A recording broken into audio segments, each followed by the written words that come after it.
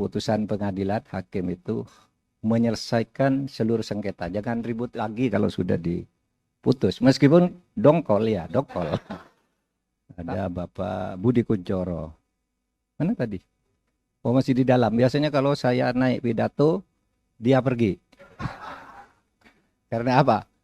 Karena tidak boleh terlihat kalau ikut kegiatan politik. Nah, karena ini bukan kegiatan politik, dia tetap di dalam.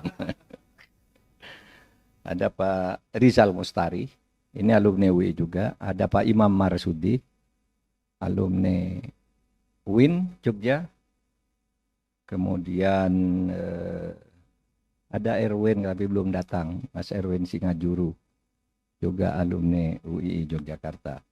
Baik, pertama saudara, saya mengucapkan terima kasih atas acara ini kepada Bapak Rektor terutama yang tadi mengucapkan selamat datang kembali di kampus, meskipun sebenarnya saya tidak pernah benar-benar pergi dari kampus.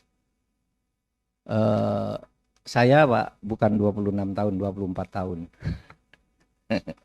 Melanglang buana di Jakarta, pindah dari satu institusi ke institusi. Dari menteri, menteri lagi, lalu DPR, lalu ketua MK, lalu ke Badan Pengarah Ideologi Pancasila, lalu kembali menteri lagi, lalu ikut Pilpres, kalah.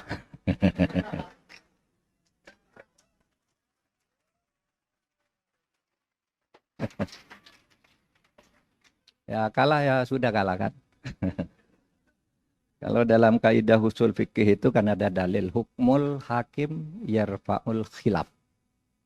Keputusan pengadilan hakim itu menyelesaikan seluruh sengketa. Jangan ribut lagi kalau sudah diputus. Meskipun dongkol ya, dongkol.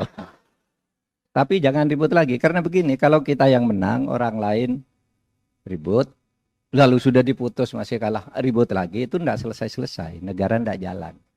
Maka hebat tuh kaidah usul fikih yang kemudian dipakai dalil di hukum-hukum umum itu, bahwa kalau keputusan hakim sudah inkrah, ya sudah gitu.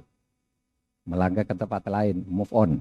Nah gitu. Download Tribun X sekarang. Menghadirkan lokal menjadi Indonesia.